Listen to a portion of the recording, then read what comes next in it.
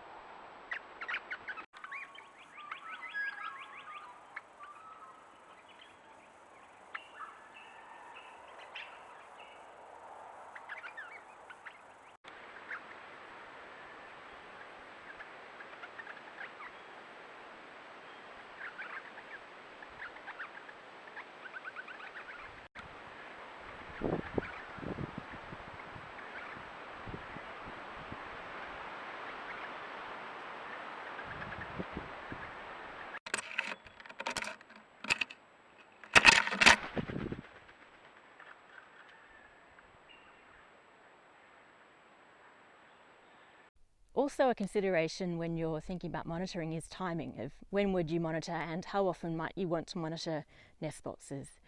I would advise avoiding the times when birds are laying or sitting on eggs because they're a bit prone to abandoning a nest or damaging the eggs if something like a human comes by and scares them off. Outside of that, if you're curious to know if birds are nesting in the nest boxes, if you monitor outside of nesting times, it's sometimes hard to know if there was a nest in there and if they were successful. So generally birds won't get disturbed off nests. If they've got chicks that they're coming in, toing and froing and feeding, they'll keep coming back to feed them. Mammals, they might use nest boxes part of the year, not others. So if you randomly check your nest box once each year, you might come up with it's not being occupied, but actually a brush-tailed possum is using it in the months of autumn only, or sugar gliders are using it in the months of spring only. So if you monitor, say, every 3 months, you catch the usage across seasons. So it's just a consideration if you're thinking about monitoring your nest boxes, other factors to think about as well. So there's a range of options for monitoring. There's a kind of the simple option of just climbing a ladder and sticking your head inside, or another option is cheap endoscopes. You can buy them for between $30 and $60. And then I've attached this to a painter's pole, like so, and it can extend up and look inside the nest box up here. Another option is wildlife cameras like this that you can install looking at nest boxes above. There's also more professional versions, about $1,000 of endoscopes that have better image quality as well. So those are your main options for monitoring nest boxes. So one option for monitoring nest boxes is this quite inexpensive method. It's an endoscope that you can buy from a Gadget Geek store or Supercheap Auto type thing. So this is the camera part, and this is a Wi-Fi one, so I've got an app installed on my camera, but you can also get one with a USB plug that you plug into a computer. And then I've just wired it to a painter's pole that extends to 3.6 meters, so like that. And I can use it to check out nest boxes without having to disturb the occupants too much, and you can do it from the ground without any risk of heights. So this nest box was installed, I think we put it up about 6 weeks ago, and we haven't looked inside yet to see if there's anyone in. So let's have a look to see who's inside.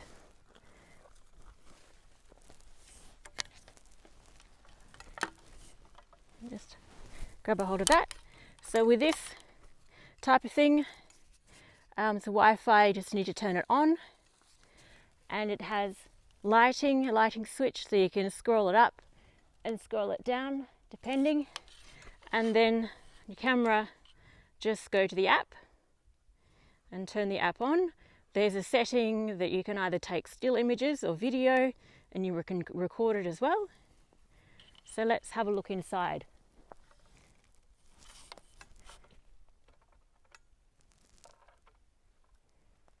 Right, do it with.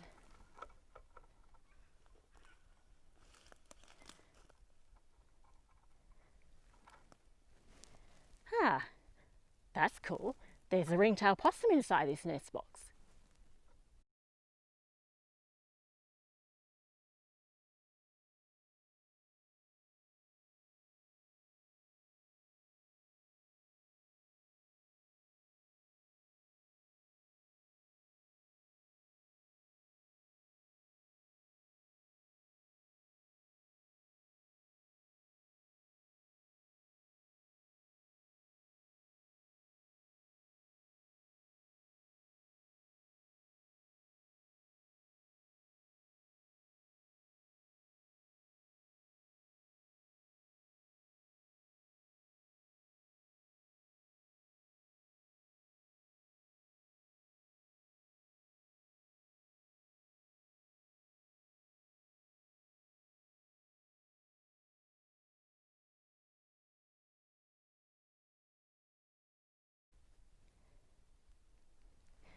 Alrighty, so it's as simple as that, using an endoscope. The cheaper ones, the image quality isn't that great, but it serves the purpose. You can see what's using the nest box or if it's not. Yeah, and no heights involved. Wildlife cameras are another fantastic option for monitoring nest boxes. They're quite a lot higher maintenance than other alternatives, because when you install them, you need to regularly replace batteries and cards because they fill up or flatten as they're recording movement around the nest box. They're motion sensitive, so they trigger and start recording when there's movement detected, such as a bird landing on nest box or a possum on the nest box if you've got the camera looking straight at the nest box. They're great for recording the story and also filling in the gaps to tell you what's visiting a nest box all day long, all night long. For example, you might occasionally look into a nest box using an endoscope camera and see that the nest box is empty. However, a wildlife camera will record that maybe once a fortnight or a couple of times a fortnight there's actually a brush-tailed possum that sleeps inside the nest box. Or it might also tell you that for a smaller nest box that a sugar glider family rest inside the nest box during the night, but they're not actually currently sleeping in it during the daytime. wildlife cameras are also great for recording in the build up to the nesting season which species are checking out the nest box, if who's competing with who. So if one animal, one bird tries to nest in a nest box but something else chases it off, the wildlife camera will record all that action. Wildlife cameras will also record, for example, if a nest box gets raided. So if an egg, if say crimson rosellas look like they're beginning to nest in the nest box, but then something like a kookaburra comes past and eats the egg, if you're monitoring, you wouldn't know what happened because there might not be any evidence of any activity inside the nest box because the egg is taken, but a wildlife camera will explain to you what happened, so you can maybe figure out a strategy to prevent something like that from happening in the future. I'll go through how to set up a wildlife camera next, in terms of the settings, and also how to set it up against the tree. Yep. All right, so you've just bought a new wildlife camera and you need to set it up for the first time. We've installed batteries, it's got a card in, turn it on. So we'll go into mode, camera set up for this camera. You can set the date and the time, usually they're auto set for when they're made. We'll skip that part for now. The key one is operation mode. So trail cam is still images.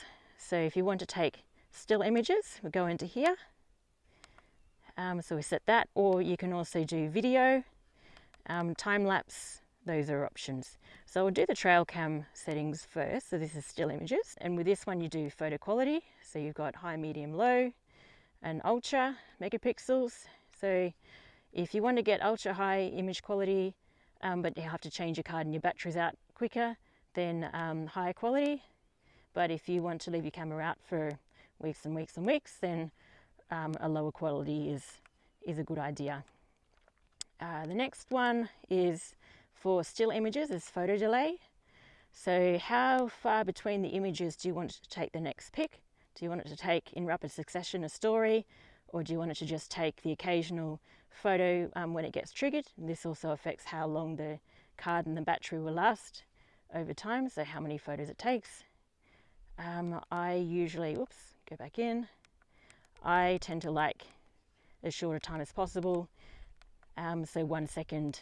So just that catches anything in the story. As long as they're in front of the camera, that'll keep shooting pictures. So that's the photo delay.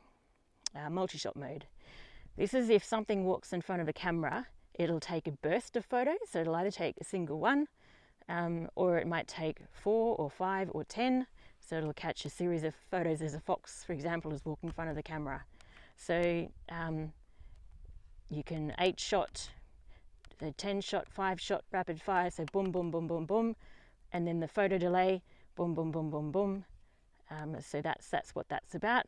Temperature unit, these are American, so it's usually in Fahrenheit. Set it to Celsius. Camera name, this is a strip down the bottom. It's up to you. You can either leave it as camera or sugar glider or crimson rosella, up to you. Image data strip, that's the date and the time and the camera name at the bottom of the image or not. And I think motion detection, long range, normal range. I usually set it to long range. It's just a personal preference. Battery type, trigger speed.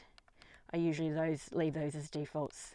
So that's pretty much the key things for me is the it's got a few more things in it than my other one.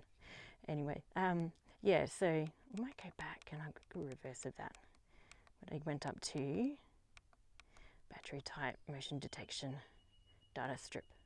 Yep, so those are the key things that I tend to set on my camera, and the rest I leave as default, but please do have a read of your instructions and decide what suits your needs best and the types of animals that are taking, that you want to record. So I'll go back and set this to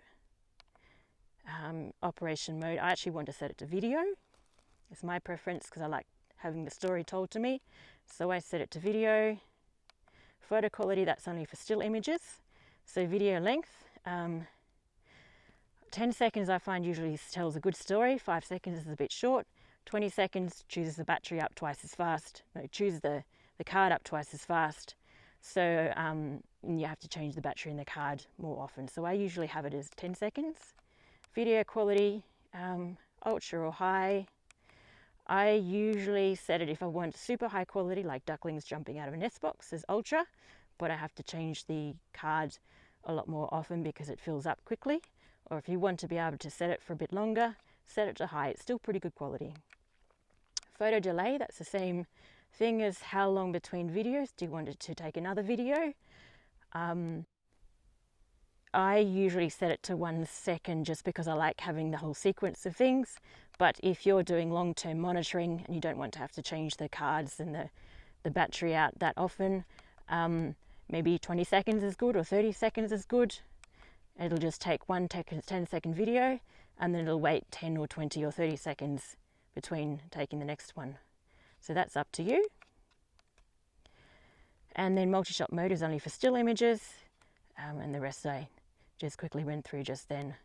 So that's it. And if you want to go back to the image to set up the camera, that's just hit the mode button there. All right. So just in terms of installing wildlife cameras, just imagine I'm up a tree and I want to record something over there. Then put the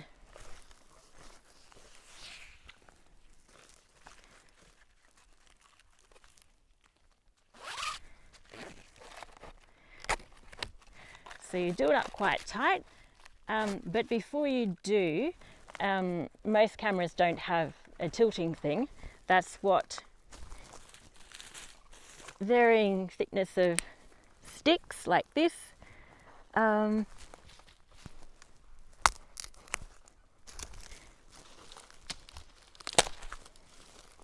that's what sticks are for.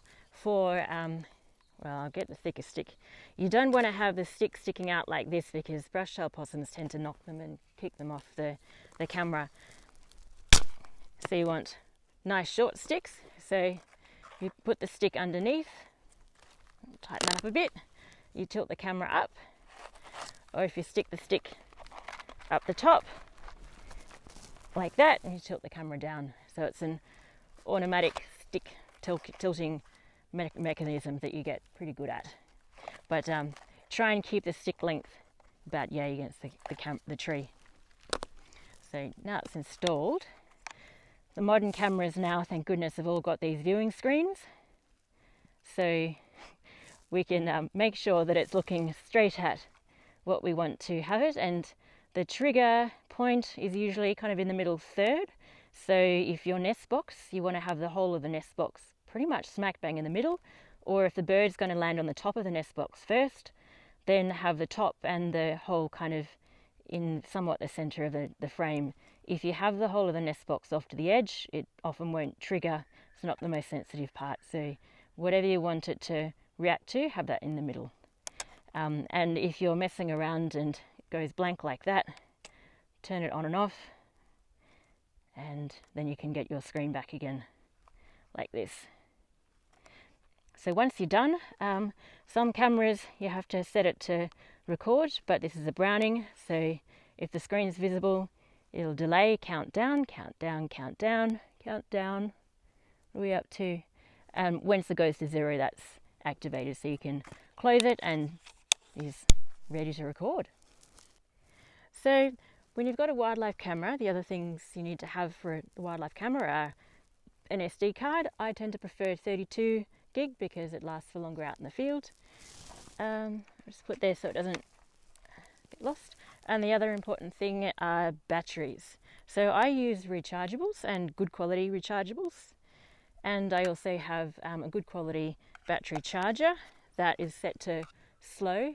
You'll find that if you use fast chargers or the really cheap and nasty chargers, they will kill your batteries, overheat them, super fast charge them, and they won't last long at all. My preferred brand used to be Eneloop. Eneloop sold their technology to Fujitsu and they sold their name to a Chinese company. So Fujitsu are now what Eneloop used to be. If you're a wildlife camera person, you'd know. Otherwise, they're nickel metal hydride, super long lasting, slow release, good quality battery that lasts for weeks out in the field, and recharge them, they'll last for many years of use. So they're the two important investments, because you use a lot of batteries. I generally have per camera, say if I have 4 cameras, I'll have 2 spare sets of batteries, 6 cameras, kind of 3 sets of batteries, so that I change them out and I put new ones straight away in, and then take the other ones home. But up to you, if you've just got 1 camera, you need to take out the batteries, charge them, put them back in. But I'd strongly suggest slow charging your batteries, otherwise they won't last very long if you fast charge them. Just some advice if you're monitoring tree hollows or nest boxes where there might be nesting birds. Birds, the survival of eggs and chicks from birds' nests really depend on predators not seeing them and not detecting where birds are nesting. So whenever you're thinking about monitoring or looking inside, or climbing up a tree to refresh batteries of a trail camera, or using an endoscope on a pole to look inside a nest box, please do check around and see and look for and listen for predators such as currawongs and crows and other birds of prey, because they'll be looking at what you're doing, and they might discover the nest box, the bird's nest, because of your activities, and then they might raid it. So if there are any birds of prey around, predator birds, ravens, currawongs, don't hang around the nest box. Just leave it for another day, walk away, let it be, and keep the nesting birds safe. Well, I hope this has helped answer some questions that you might have had, or give you some ideas about options for monitoring nest boxes.